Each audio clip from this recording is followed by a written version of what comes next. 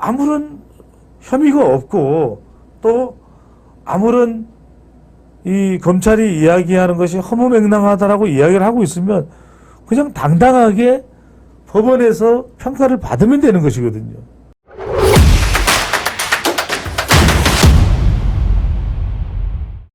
특권을 포기한다니 진짜인 줄 알더라. 이게 무슨 이야기냐면 지금껏 정말 이재명 대표는 정말 여러 번 셀 수 없을 정도로 불체포 특권 내려놓겠다. 더 이상 국회에서는 국회의원들의 특권이 강조되어서는 안 된다.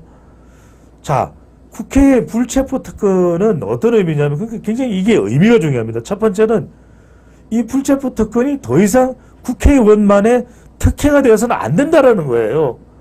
그러니까 옛날에 이 왕이 있을 때 시절 또는 독재 정권이 있을 때처럼 항상 민주화를 할 때 정말 이 부당한 상황 속에서 체포를 당하면 안 되는 그런 국회의원들의 국민의 대표로서의 권한을 지켜주기 위해서 생겨난 것이 바로 불체포 특권입니다.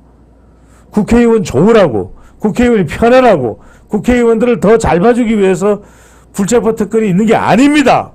이거는 정말 국민들의 국민주권을 실현하는데 정말 필요한 특권이다. 필요한 이 국회의원들을 보호하기 위한 최소한의 안전장치다.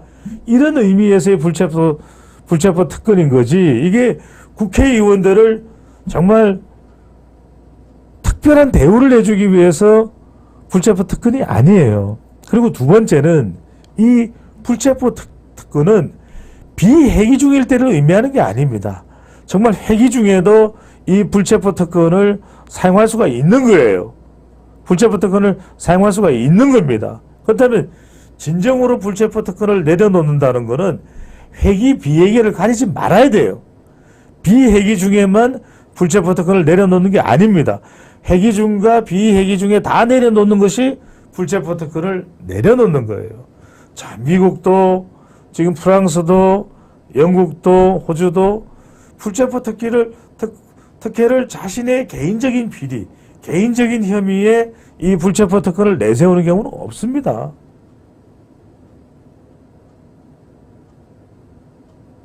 자, 대장동 부동산 개발 의혹이 국회의원의 의정활동과 관련이 있었던 겁니까? 민주화와 뭐 관련이 있었던 겁니까? 백현동이 그래요?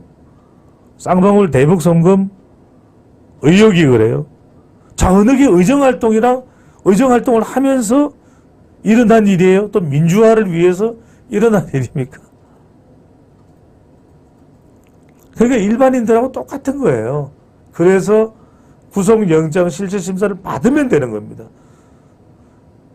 법원에 가서, 검찰이 아니에요. 법원에 가서 죄가 없다, 검찰이 어떤 증거도 없다, 그러면 회기 중이든 비회기 중이든 가서 법원의 판결을, 법원의 결정을 받으면 되는 겁니다. 자, 제니퍼님께서는 나라와 민족을 위해 대표님 정확한 정보 전해주심 감사합니다. 네, 제니퍼님께서요. 국민을 위해서 대표되어 한 일이 없습니다. 눈물 납니다. 라는 말씀을 주셨습니다. 우리 경아님 맹활약 중 수고 많다라는 말씀도 우리 촉고사랑님께서 해주셨고요. 자, 우리 첫 번째 헤드라인을 보겠습니다. 이재명 대표 그동안 체포한 가결, 검 공작 수사의 날개. 사실상 부결을 요청한 거죠. 자, 이재명 대표가 올렸다는 이 호소문입니다. 체포안이 가결되면 검찰의 공작 수사의 날개. 아니, 왜 검찰의 공작 수사에 날개를 달아주는 겁니까? 법원의 실질심사를 받으면 된다니까요. 검찰이 결정하는 게 아니잖아요. 구속영장은 검찰이 하는 거지만 구속영장 실질심사는 법원에서 하는 겁니다. 그래서 법원에서 봤을 때 이재명 대표가 뭐 증거인멸 충분히 이것이 법리상 더 다투어야 되고 또 증거인멸도 없고 또 도주할 우려도 없고 그러면은 기각이 되는 겁니다. 그런 법원의 선택을 받으면 된다는 거죠. 지금 법원도 현 정부와 윤석열 대통령과 한통속이기 때문에 그렇지 않을 것이다, 공정하지 않을 것이라고 생각하는 거는 아직도 김명수 대법원장 법원 체계입니다. 김명수 대법원장의 법원입니다. 자, 검찰 독재 폭주 기관차 국회 앞에서 멈춰 세워달라. 저들의 꼼수에 굴복해서는 안 된다. 상당히 이 정치적인 답변을 토해내고 있어. 아니, 아무런 혐의가 없고 또 아무런 이 검찰이 이야기하는 것이 허무맹랑하다라고 이야기를 하고 있으면 그냥 당당하게 법원에서 평가를 받으면 되는 것이거든요. 자, 그런데 그런 상황이 아니라는 것에 초점이 맞춰지고 있는 거죠.